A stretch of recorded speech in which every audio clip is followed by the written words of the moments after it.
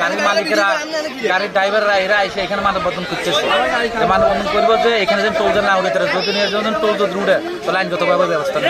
মানুষের যদি যে অধিকার, মানুষের যদি অধিকারটা না পায়, তাহলে মানুষ যদি এখনো জিন্দি থাকে চাঁদাবাজদের কাছে, সন্ত্রাসের কাছে, ছাত্রলীগের কাছে, তাহলে আমরা কিসের দেশ স্বাধীন হয়েছে আমাদের দেশ? এখানে কিন্তু টেন্ডার ভিত্তিক যে টাকাগুলো এটা সরকারের থেকে বন্ধ। এখন আবার নোয়া করে এই আওয়ামী লীগের, ছাত্রলীগের নামধারী কিছু লোকে আবারও পুরোনায় কায়দা আবারও এই টাকা সংগ্রহ করতেছে। আমরা সেনাবাহিনীর কাছে আমরা আবার আমাদের এটা থেকে নিস্তার চাই। আমরা দীর্ঘদিন এই মধুচৌধুরী ঘাটে আমরা ক্যারিংয়ের গাড়ি চালাই, মালবাহী গাড়ি 200 ফুটি বালুর পিকআপ, 800 ফুটি 10 চাকা দাম চড়া। 200 ফুটি গাড়ির টাকা দিতে হয় 40 টাকা, যতবার যায় ততবারই দিতে হয়। চাঁদার নিয়ম হলো এটা সরকার পৌরসভা থেকে চাঁদার একটা ডাক আসে, সেই ডাক অনুযায়ী চাঁদা নিতে হবে একবার চাঁদা দিবে, স্লিপ একটা দিবে, যতবার গাড়িটা চলবে এক চাঁদার উপরে চলবে, দৈনিক একবার। কিন্তু এখানে দেখতেছি আমরা যদি 8 বার যাই তাহলে 8 বারই 40 টাকা করে দিতে হয় 200 ফুটের গাড়ি, আর 10 টাকা দিতে হয় 80 টাকা করে।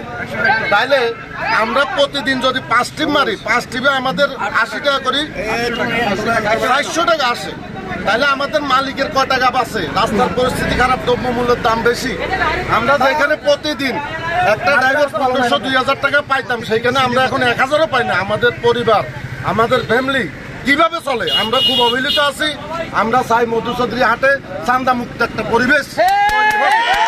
আপনারা যারা সাংবাদিক ভাইরা আছেন তাদের মাধ্যমে আমি জানিয়ে দিতে চাই, যারা ছাত্রলীগ করিয়া তারা যেখানে টিভুমিয়ার 4 তারিখে গুলি দিয়েছিল, তারা কিভাবে এখানে চাঁদা করে, এটার জন্য আমি আমাদের প্রশাসনিকভাবে বিহিত ব্যবস্থা নেওয়ার জন্য অনুরোধ করলাম।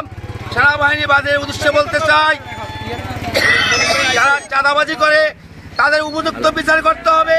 এই এলাকার মানকুণ্ড নষ্ট করতে আছে। আমাদের এই এলাকার লোকজন যারা আছে, সাধারণ মানুষ এই চাঁদার বিপক্ষে আজকে আসছে।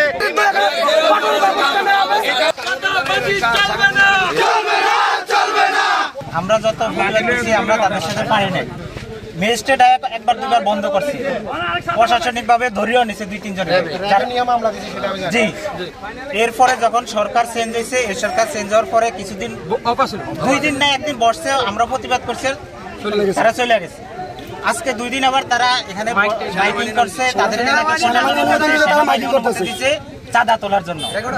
আমরা যারা কোম্পানি আছি, গাড়ির কোম্পানি, আমাদের কিস্তির গাড়ি, এমনিতে আমাদের অবস্থা এখন খুব খারাপ। বর্ষাকাল